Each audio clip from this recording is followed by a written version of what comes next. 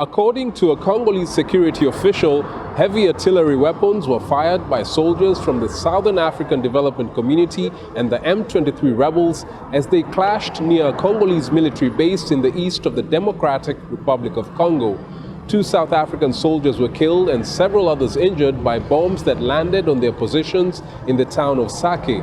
The names of the fallen soldiers haven't been disclosed, but both of them are reported to have been captains. One was from the South African National Defence Forces 46th Brigade and the other from the Air Defence Artillery Formation. The Southern African forces have been fighting alongside the Congolese army and a pro-government militia to dislodge the M23 rebels from their bases in North Kivu province since last year. But they have faced stiff resistance from the rebels who recently got reinforcements. The DRC government and the UN group of experts accuse Rwanda of backing the M23 rebels, a charge that Rwanda has denied.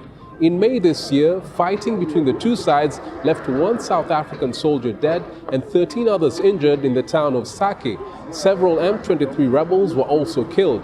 The conflict in eastern DRC has escalated in recent months, forcing thousands of people to flee their homes. Calls for a ceasefire by the international community and regional leaders have been ignored. That has left the civilian population to continue to bear the brunt of the war. Chris Ochamringa, SABC News, Kinshasa. In February this year, 2 South African soldiers were killed and 3 of their colleagues were injured in the DRC after a mortar bomb landed inside their military base. The soldiers have been deployed in the country since December to fight armed rebel group M23. The conflict in the DRC is a long-standing hostility. Let's disengage the forces. They are there already, okay. Let's at least disengage them so there's no possibility of clashing. Because the clashing which is going to result in people dying for no reason. Just to separate them so they are far from each other and then work to find this political solution. And I know I'm very, very glad that indeed President Ramaphosa is very committed to this pursuit of a political solution. The DRC government is accusing Rwanda of supporting the M23 rebels, an allegation denied by Kigali. Why wouldn't Tshisekedi find it in himself? Even after accidentally becoming the head of his country and later on forcing himself to be there, why can't he find it in himself to address the problems of his people? The M23 we're talking about is not just 1,000, 2,000 or 3,000 or whatever number with the arms fighting.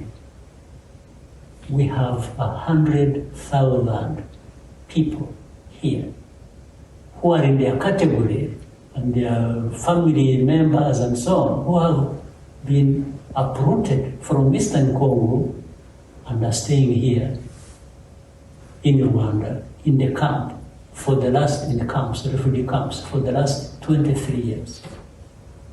President Cyril Ramaphosa met with his Rwandan counterpart in Kigali, Rwanda, 3 months ago, where they discussed this matter.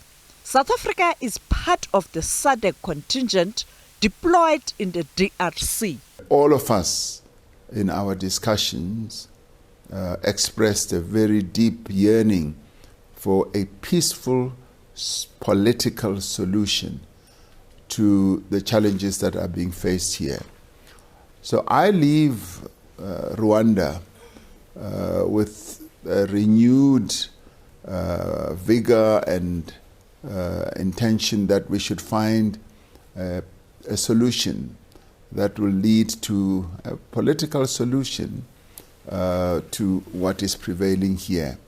The people of DRC yearn for peace, and similarly the people of Rwanda also yearn for peace, and so therefore all of us combined, including SADC, should work towards installing peace in this area so that the conflicts and the violent conflicts, the displacement of people in the DRC and indeed in Rwanda should come to an end.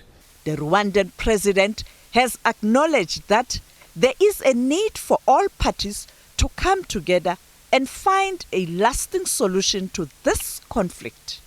2 years ago, the DRC government urged the UN troops to withdraw from their country for reportedly failing to stop the killings of civilians by armed groups. Sophie Mkwena, SABC News, Johannesburg.